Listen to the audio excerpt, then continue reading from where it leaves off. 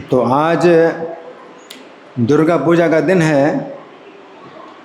तो हम लोग दुर्गा की पूजा नहीं करते।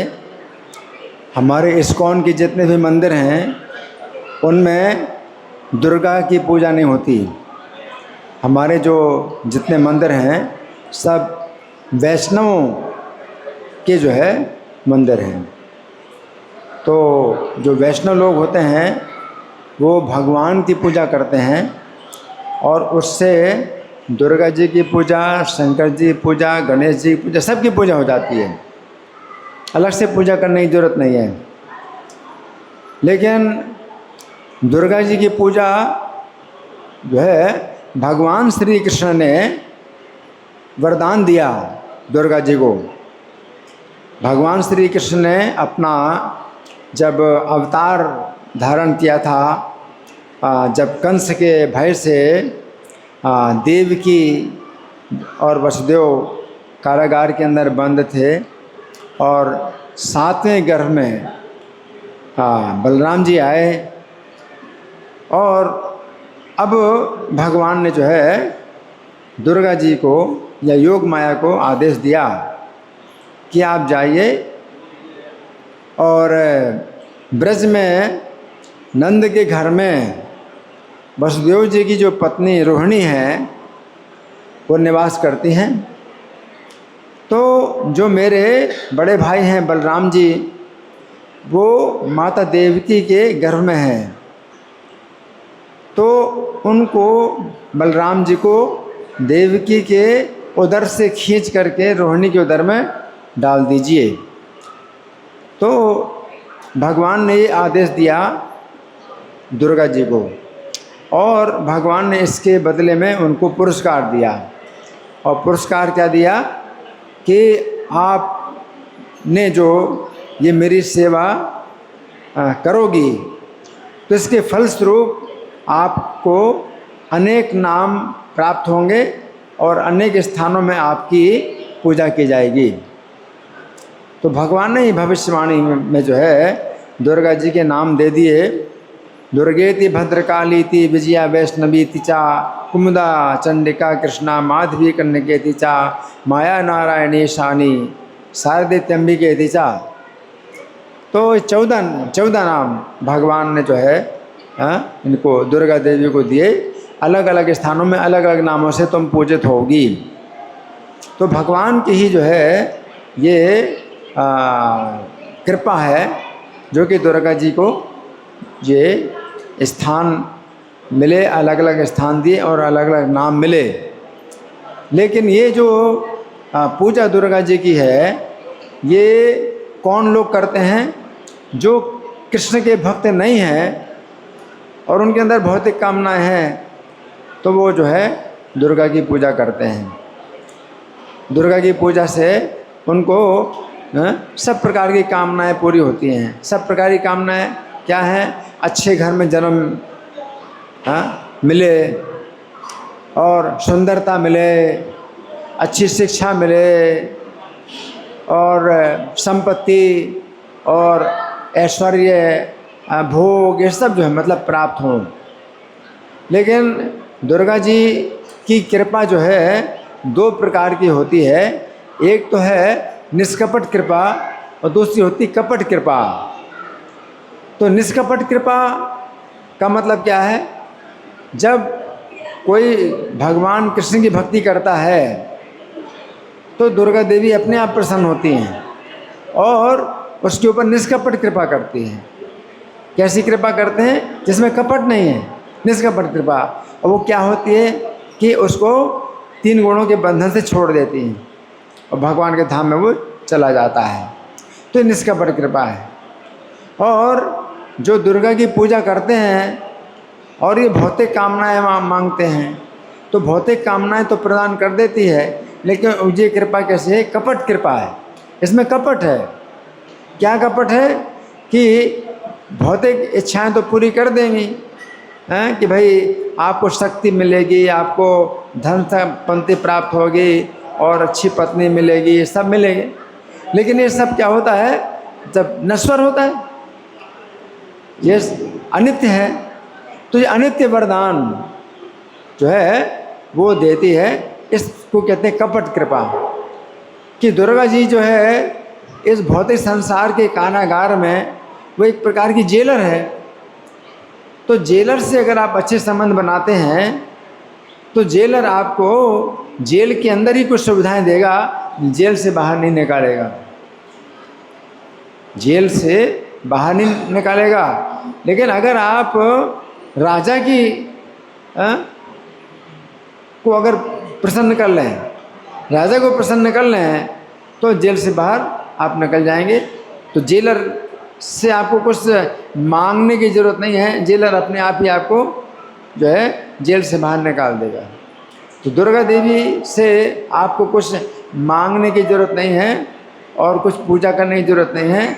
अगर आप कृष्ण की भक्ति करते हैं, कृष्ण का भजन करते हैं, तो दुर्गा देवी अपने आप प्रसन्न होती हैं और उनकी निष्कपट कृपा प्राप्त होती है कि हम भौतिक संसार के जन्म मरण के चक्र से हम निकल जाते हैं और भगवान के धाम में चले जाते हैं। और नहीं तो ये जो दुर्गा देवी हैं ये कोई रिश्वत नहीं लेती। जैसे जेलर, कोई जेलर रिश्वत लेते हैं, जेल से निकाल दे, तो वो तो फिर जो है सरकार की नज़रों में एक उसका अपराध हो जाता है। तो दुर्गा देवी ऐसी जेलर नहीं है कि आप उनकी पूजा करोगे तो आपको संसार के जेल से बाहर निकाल दें।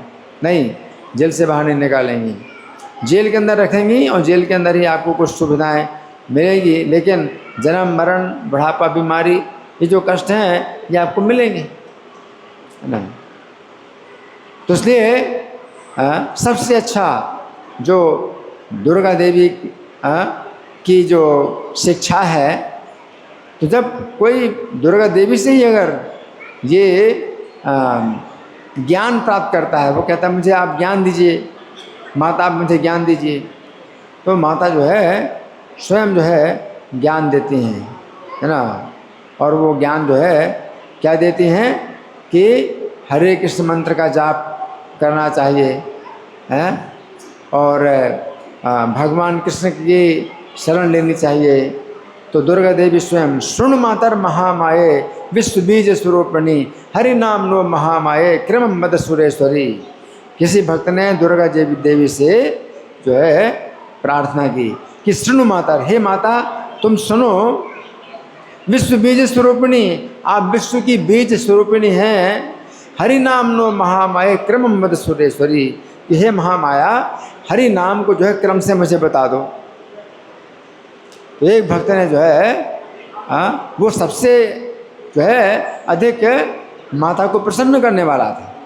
माता को प्रसन्न करने के लिए उसने क्या कहा कि हे माता तुम विश्व बीज की स्वरूपिणी हो, तुम मुझे हरि नाम को जो है क्रम से बताओ। तो माता जो है हरि नाम को क्रम से बताते हैं। कैसे? हरे कृष्ण कृष्ण कृष्ण हरे हरे, हरे राम राम राम हरे हरे। तो ये 16 नाम जो है वो दुर्गा देवी स्वयं अपने भक्त को बताती हैं कि तुम इन 16 नामों का जप करो, हैं।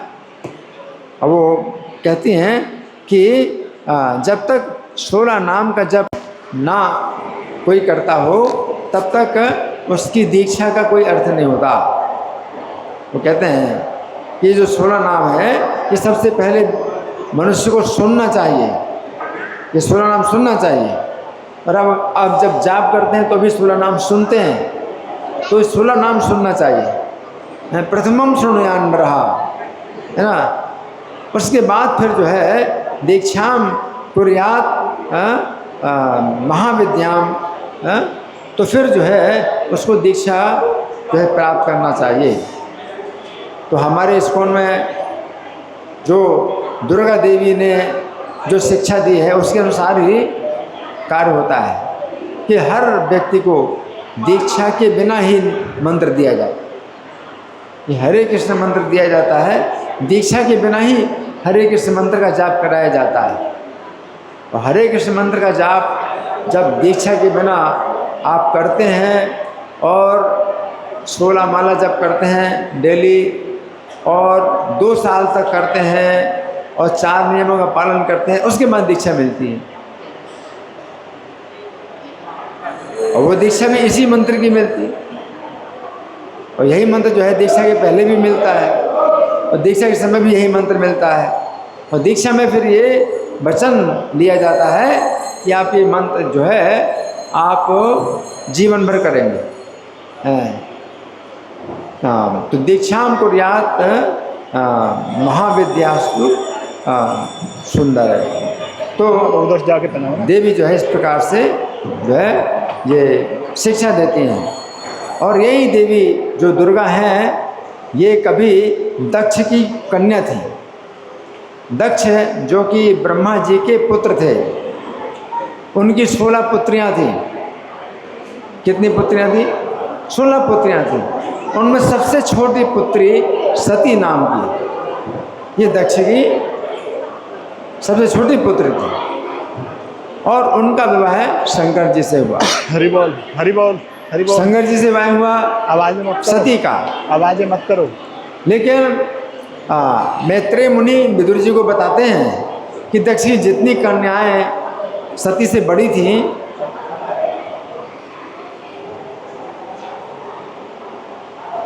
दक्ष की जितनी कन्याएं सती से बड़ी थीं उनके विवाह हुए और उनके संतानें भी हुई।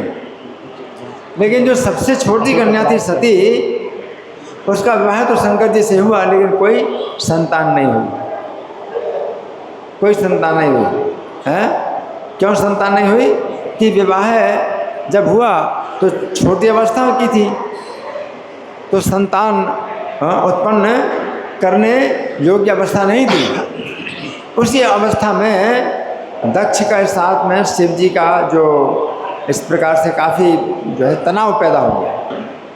उस तनाव के कारण सती ने अपना शरीर छोड़ा। और जब सती ने छोड़ा अपना शरीर तो उन्होंने अपने पिता की बहुत निंदा की।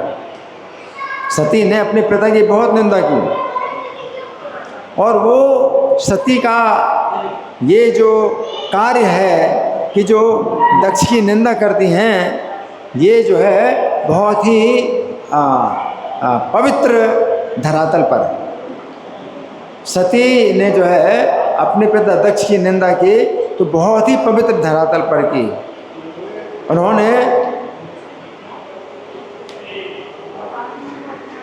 उन्होंने ये कहा कि पिता से मेरा कोई संबंध नहीं है, मेरा संबंध पति से है। मेरे पति से अगर मेरा पिता द्वेष करता है, मेरे पति का अपराध करता है, तो मैं अपने पिता का त्याग करती हूँ। दुर्गा जी के संबंध। अब पिता का त्याग कैसे करें? तो पिता से शरीर प्राप्त हुआ है तो शरीर का त्याग कर दो। सती ने शरीर का त्याग कर दिया अपना। ये इसी प्रकार शरीर का त्याग किया जैसे कि कोई व्यक्ति गलत चीज़ खा ले और सोचे यार ये तो बहुत खराब चीज़ है, मैंने खा लिया, तो उल्टी कर देता है।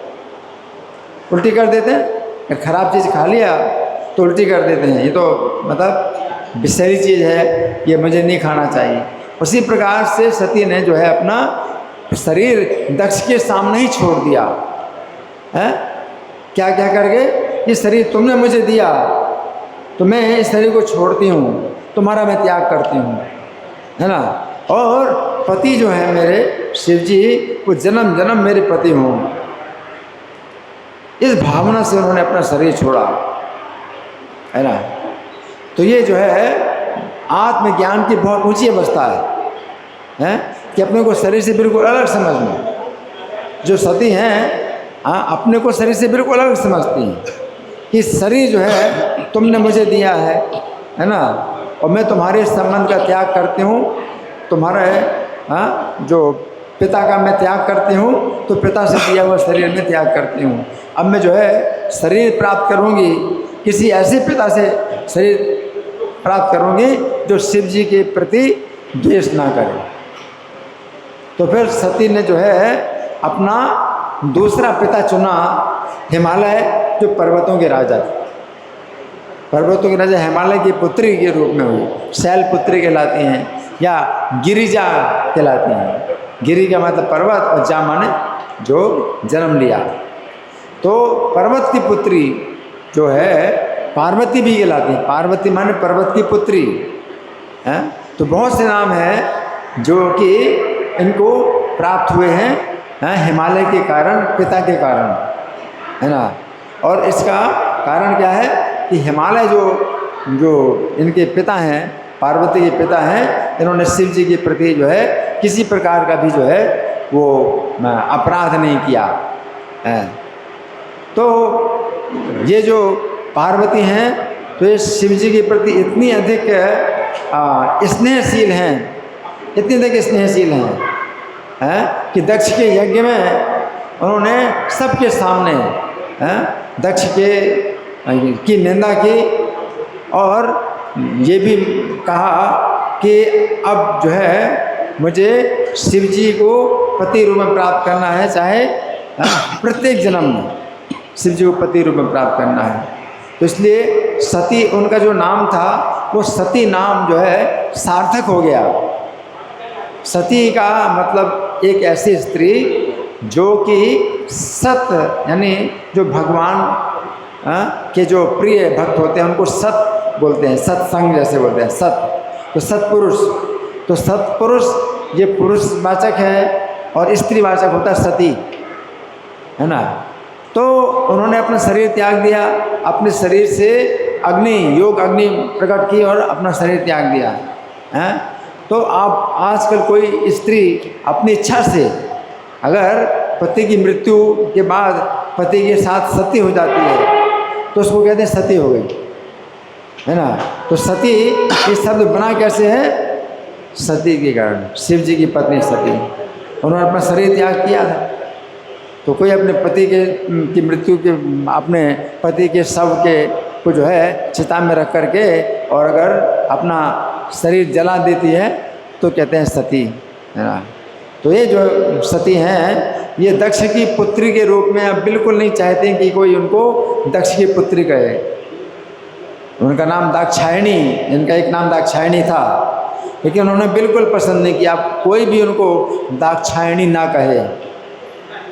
उन्होंने कहा कि अगर शिव जी कभी भी मुझे दाक्षायणी कहेंगी तो मैं उदास हो जाऊंगी, क्योंकि दक्ष की मैं पुत्री नहीं हूँ, है ना। ये उनको पार्वती कहा जाता है, गिरिजा कहा जाता है, ये सब जो नाम उनके जो बोले जाते हैं उनमें वो प्रसन्न रहती हैं, है ना।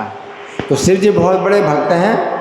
तो वैष्णवों में जो सबसे बड़े जैसे शिव जी हैं, उसी प्रकार से जो पार्वती हैं, दुर्गा हैं, वो वैष्णवियों में सबसे श्रेष्ठ, इसलिए उनको वैष्णव देवी कहा जाता है। तो आज दुर्गा पूजा का दिन है, तो आज हमें उनसे ये प्रार्थना करनी चाहिए कि वो जैसे भगवान के चरणों में उनकी जैसी सेवा की भावना और भक्ति की भावना है और शिव जी महान वैष्णव हैं तो उनकी सेवा में वो जो है लगी रहती हैं, इसी प्रकार से हमें भी जो है वो कृष्ण की सेवा में लगाएं। हैं, धन्यवाद। श्री दुर्गा पूजा महामहोत्सव की जाए। श्रील प्रभु।